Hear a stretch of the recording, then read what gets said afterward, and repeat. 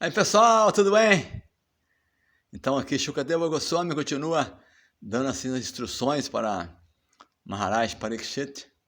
E ele continua falando assim, ó, para quem está sofrendo no fogo de incontáveis misérias, deseja atravessar o intransponível oceano da existência material. A existência material é intransponível, né?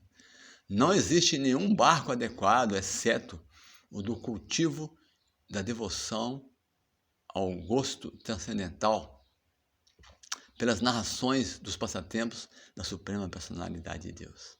Olha, nós temos que, olha, ponto importante, né? O cultivo da devoção ao gosto transcendental pelas narrações dos passatempos da Suprema Personalidade de Deus. Nós temos que cultivar esse gosto, que é um gosto transcendental, porque isso aqui vai nos levar, vai nos ajudar a cruzar esse oceano intransponível. Então o significado aqui explica, né, que embora não seja possível descrever na íntegra os passatempos do Senhor, mesmo uma apreciação parcial pode salvar o ser vivo das intoleráveis misérias da existência material. Então se pode remover a febre da existência material por meio do remédio do santo nome, Katha Hare Krishna, né, e dos passatempos do Senhor Supremo, que são narrados com perfeição no chamado Bhagavatam.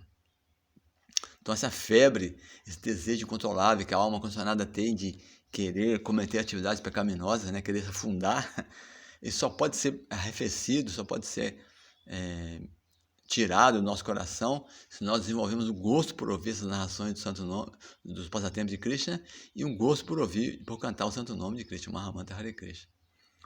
Outrora, o infalível Senhor Naranarayana Rishi apresentou essa antologia essencial de todos os Puranas, a Narada, que então repetiu a Krishna Dvapayana Vyasadeva. Então ele está falando aqui como é que esse conhecimento veio, né? Meu querido rei Parikshit, essa eminente personalidade, Shri Vyasadeva, ensinou-me essa mesma escritura, o chamado Bhagavatam, que em estatura é igual aos 4 Vedas. Então, o chamado Bhagavatam está no mesmo nível dos 4 Vedas, imagina. É a nata mesmo. E Shukadeva Goswami está falando que o pai dele, né, Vyasadeva, ensinou para ele. Ao melhor dos curos, o mesmo Sutta Goswami, que ora está sentado diante de nós, falará esse Bhagavatam aos sábios reunidos no grande sacrifício de Naimisharanya. Isso ele fará quando o membro da Assembleia, liderado por Shaunaka, o interrogarem. Ele já está prevendo, porque na Assembleia, esse diálogo, como já falei nos outros cantos, né, tem vários diálogos. Quem está narrando isso que nós estamos falando aqui é Sutta Goswami falando para os sábios lá no Naimisharanya. E Shukadeva Goswami está prevendo aí, eu falei, ele tem o Sutta Goswami, está na Assembleia, que está ouvindo esse diálogo nós dois aqui, e ele vai narrar esse mesmo conhecimento para os sábios lá em Naimisharanya, quando o líder deles, Shaunaka, o interrogar. Olha só, sabe até o nome do líder que vai interrogar, que vai falar. Shukadeva Goswami, né? Um sábio, né? Grande sábio. E aqui nós começamos as instruções finais de Shukadeva Goswami Maharaj Parikshit. Esse capítulo explica como, em breves instruções, como as breves instruções de Shukadeva Goswami sobre a verdade absoluta afastaram o medo do rei Parikshit, o medo que ele sentia da morte.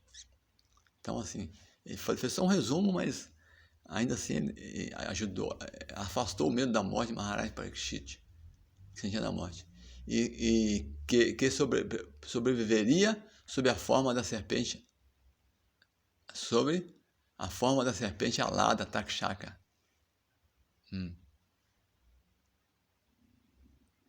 Sobreviveria, que a morte viria na forma dessa serpente, não é isso? Então Maharaj Shukadeva Goswami tirou o medo de Maharaj Parikshit dessa serpente que ia vir mesmo, né? Ele estava no destino.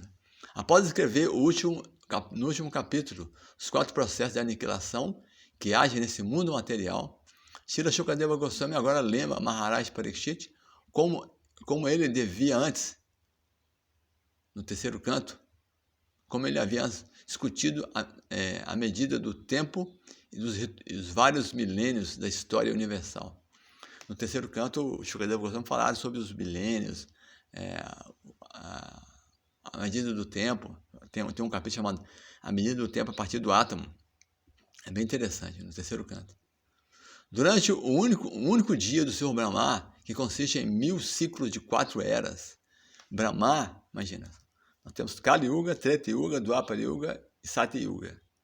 Como eu já falei, a Kali Yuga dura 432 mil anos, a Dwapara Yuga 2 vezes isso, a Treta Yuga 3 vezes isso e a Satya Yuga 4 vezes isso.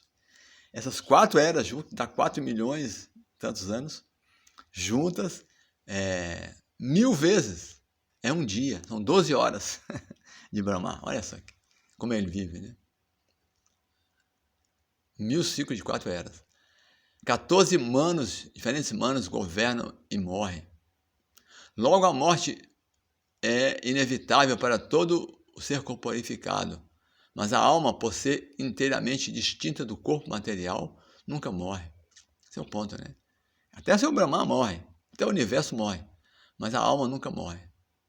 Srila Shukadeva Goswami, então, afirma no Śrīmad Bhagavatam, afirma, né, que no Śrīmad Bhagavatam ele cantou repetidas vezes as glórias da alma suprema, o Senhor Sri Krishna Hari, de cuja satisfação nasce Brahma, e de cuja ira nasce Rudra.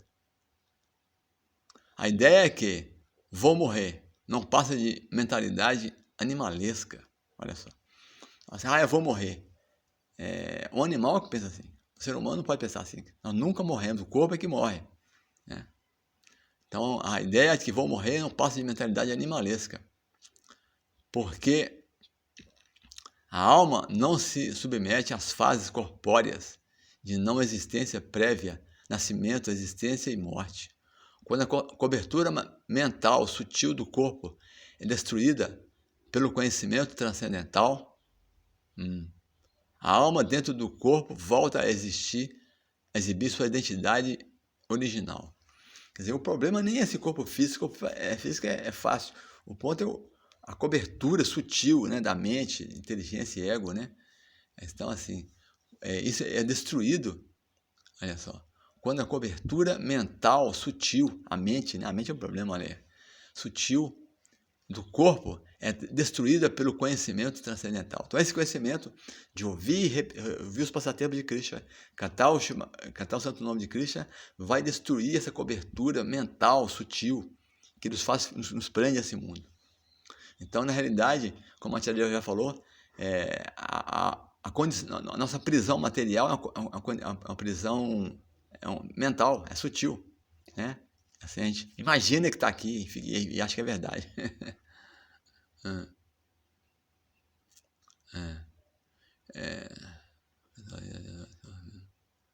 De cuja... continuando aqui. A alma submete às fases corpóreas, né, de não existência, já falei isso. Quando a cobertura mental sutil é destruída, né, aí a pessoa ela pode ficar livre. Né? A alma dentro do corpo volta à sua existência de identidade original. Quer dizer, quando essa cobertura sai, quando você volta quem você sempre foi, uma alma eterna. Né?